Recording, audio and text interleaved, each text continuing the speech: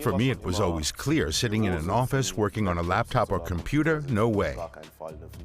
The alternative was working with my hands. I've always been good with my hands.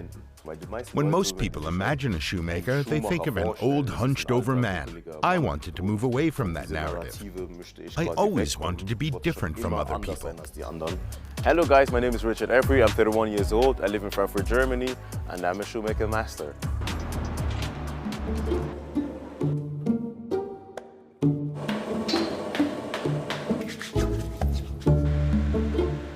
Even if I make shoes, I have to be able to repair everything myself. It's part of the job, because I can't make a living from custom-made shoes alone. My customers are really people who live conscientiously, people who specifically do not want to buy things and then throw them away. They invest a bit more in quality and end up with shoes that can be repaired, shoes they can have repaired over and over again. Depending on the model and the level of complexity, it can take anywhere from 10 to 12 weeks, sometimes even 14 weeks. That's over 200 individual work steps. I'd even say over 250 steps if it's the first pair.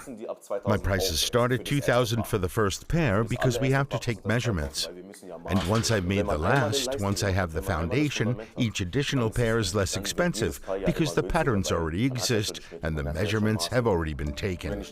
It's an incredibly exciting moment when I hand over the shoes after working on them for weeks and the customer steps into them for the first time. Quite often, customers even hug me because they're so happy with the result. They're genuinely excited to finally have shoes that truly fit exactly the way they imagined. They can basically last a lifetime if you take good care of them.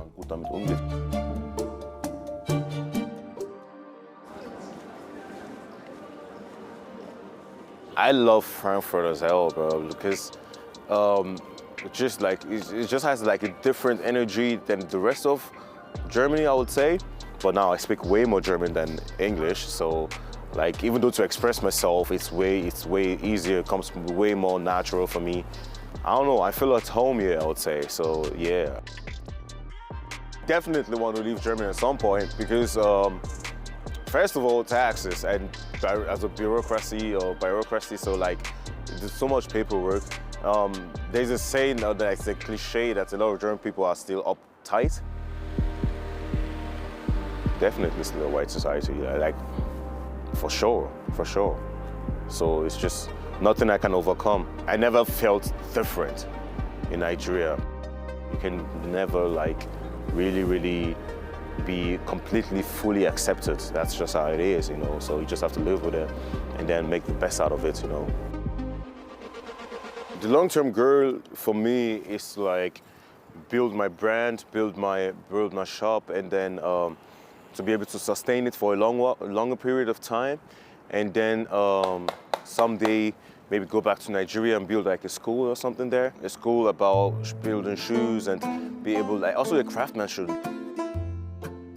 I see myself very German, so I would call, like Germany is my home now. So even though it's still my home, I still don't plan on living here for the rest of my life, you know, because the world is so big and it's always about change, and my life is always about movement, and I don't see myself staying in one place like forever.